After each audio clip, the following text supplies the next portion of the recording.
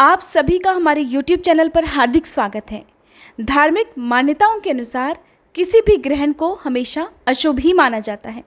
ग्रहण की अवधि में कई सारे कार्य ऐसे होते हैं जिन्हें नहीं करना चाहिए और साल 2022 का पहला चंद्र ग्रहण मई के महीने में लगने वाला है। इस साल लगने वाले जो 2 चंद्र ग्रहण हैं वो दोनों ही पूर्ण चंद्र ग्रहण होने वाले हैं।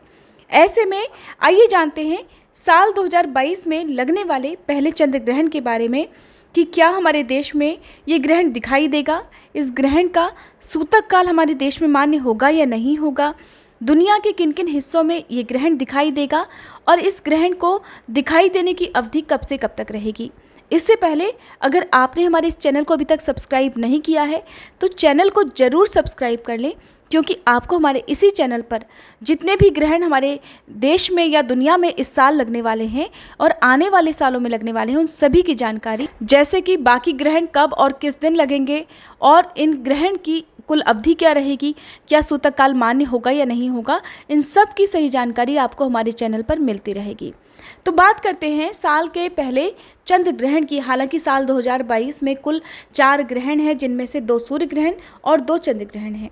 पहला सूर्य ग्रहण जो कि साल का पहला ग्रहण भी था लग चुका है। अब ऐसे में साल 2022 में 16 मई को, यानी कि जिस दिन वैशाख पूर्णिमा है, इस दिन ही साल का पहला चंद्र ग्रहण लगने जा रहा है। और धार्मिक मान्यताओं के अनुसार चंद्र ग्रहण की या किसी भी ग्रहण की कुल अवधि में किसी भी प्रकार के शुभ कार्य को नहीं करना चाहिए। ऐसे में किए गए शुभ कार्य का शुभ फल प्राप्त नहीं होता है।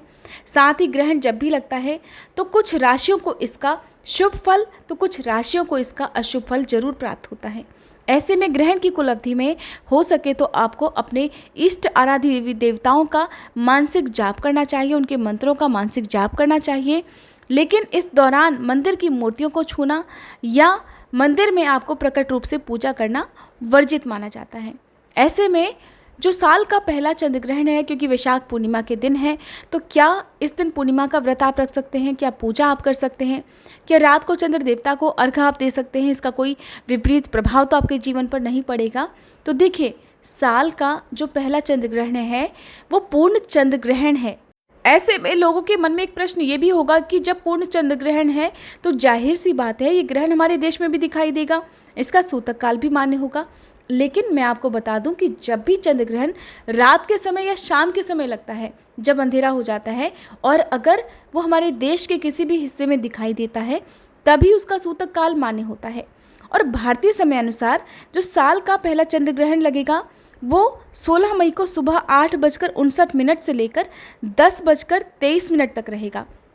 ऐसे में क्योंकि ये ग्रहण दिन के समय लगने वाला है और दिन के समय हमारे देश में उस समय दिन होगा तो चंद्रमा दिखाई नहीं देंगे। ऐसे में ये ग्रहण हमारे देश में दिखाई नहीं देगा। जब दिखाई नहीं देगा तो इसका सूतक काल भी नहीं लगेगा। ऐसे में हमारे देश के लोगों को इस ग्रहण से लगने वाले जो भी अशुभ प्रभाव हैं, ना तो उनसे डरने की ज़रूरत है और ना ही सूतक काल मानने की ज़रूरत है। लेकिन दुनिया के बाकी देशों में ये ग्रहण पूर्णतः दिखाई देगा और उन्हीं देशों में इसका सूतक काल भी मान्य होगा।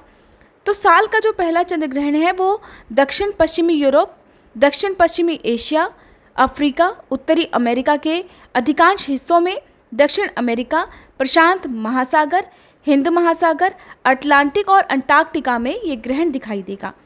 ऐसे में जिन भी देशों में ये ग्रहण दिखाई देगा उस समय वहाँ पर रात का समय होगा, अंधेरा रहेगा, तो वहाँ पर सूतक काल से जुड़े हुए नियम भी माने जाएंगे।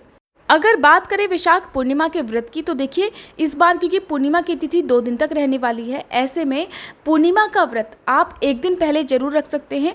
संभव हो तो 1 दिन पहले रखें। यदि किसी कारणवश आप ना रख पाए हों तो आप 16 मई को भी व्रत रख सकते हैं और पूजा पाठ भी कर सकते हैं। रात को चंद्र देवता को अर्घ भी दे सकते हैं, क्योंकि ना तो ये ग्रहण हमारे देश में दिखाई देगा और ना ही इसका सूतक काल मान्य होगा। फिर भी किसी भी ग्रहण की समाप्ति के बाद शुद्धि के कार्य जरूर करने चाहिए, क्योंकि चंद्रमा पर ये ग्रहण लगने वाला है।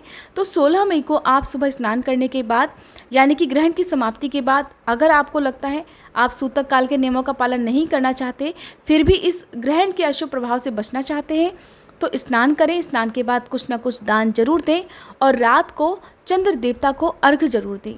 जिन लोगों की मन की स्थिति ठीक नहीं रहती हो, मानसिक तनाव का शिकार रहते हो, जिनका मन चंचल हो, जल्दी जल्दी क्रोध आ जाता हो, किसी बात का कोई निर्णय नहीं ले पाते हो या निर्णय लेने में बहुत अधिक समय लगाते हो, ऐसे लोगों को इस चंद्र ग्रहण की समाप्ति के बाद चंद्र देवता को अर्घ जरूर देना चाहिए। अर्घ देने वाले जल के लोटे में आप अक्षत, रोली, कुमकुम और कोई भी लाल फूल डालकर चंद्र देवता को अर्घ दें। 3 बार परिक्रमा अपनी ही जगह पर खड़े होकर करें और उसके बाद ओम सह चंद्रमसे नमः इस मंत्र का जाप आपको चंद्र देवता के सामने खड़े होकर करना है।